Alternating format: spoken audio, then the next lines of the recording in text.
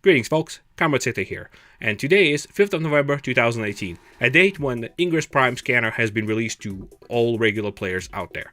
I wanted to make a quick video highlighting the differences that I'm able to spot right off the bat, and of course, give my overall thoughts and what I think where this game is going and what's going to happen. So, with that said, let's take a look at Ingress Prime.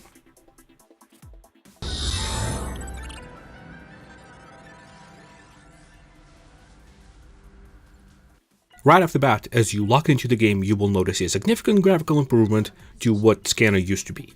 Now, this is due to the fact that Niantic is finally using Unity Engine to support the scanner. When you first load in, you will notice that portals actually look like what a portal should in a typical sci-fi setting. In the top left corner of your scanner, you will see a familiar symbol. Clicking on that takes you to your profile as you are used to. The page looks very similar to what you used to on a legacy device, so there's not much of a difference there. Right beneath that, you will see a plus sign. Clicking on that plus sign will take you directly to your Power Cube menu. That allows you to recharge your scanner as quickly as possible in the most efficient manner. In the top right corner is where your communications menu located now. By clicking in that area, you will see that you will have a familiar chat, alerts, and activities. By switching over to those, you will see that they pop up in the top right corner of your screen. In the bottom left is where your inventory counter is located. It shows the amount of items, the amount of keys you have, and overall total space of your inventory. Right across from that is a notification panel for the most recent event that occurred to your portal. Middle button is now your main menu that allows you to access to a multitude of options within the scanner. The main scanner menu is self-explanatory, so I do not need to go into in-depth analysis of it. What I would like to point out is, in order for you to get to where you enter Ingress codes, you have to go into the store and then scroll all the way to the bottom. Now let's move on to some of the more common gameplay elements.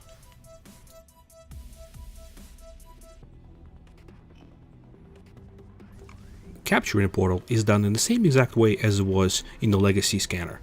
You will notice a significant graphical improvement for how the resonators are deployed, giving you a much better visual feedback.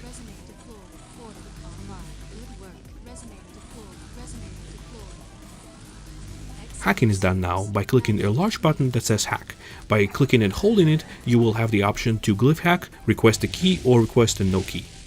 The glyph hacking sequence looks very similar to what it did on the legacy scanner.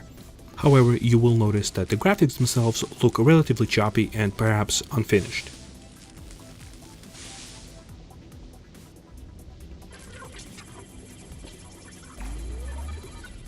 Now let's move on to linking and fielding. Linking is done in the same exact manner as it was in the original game. However, you cannot zoom out whenever you're overlooking the destination of where the link is going. To contrast that, the link effect itself looks visually stunning. The field effect also looks different. It is no longer the hazy, cloudy look as it was before, but now just a solid color. Even though the field itself is a solid color, you will notice that it looks significantly different. One of the new things you will notice about the field itself is as you're traveling through it, you will see a triangular pulse emanating from within the field. That triangle indicates the direction of where a portal is that is anchoring that field. Now let's take a look at how attacking takes place. The mechanics of attack have not changed at all, however the visuals behind them look absolutely amazing.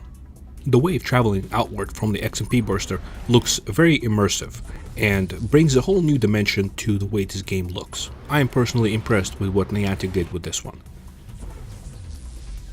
XM reserves 96%.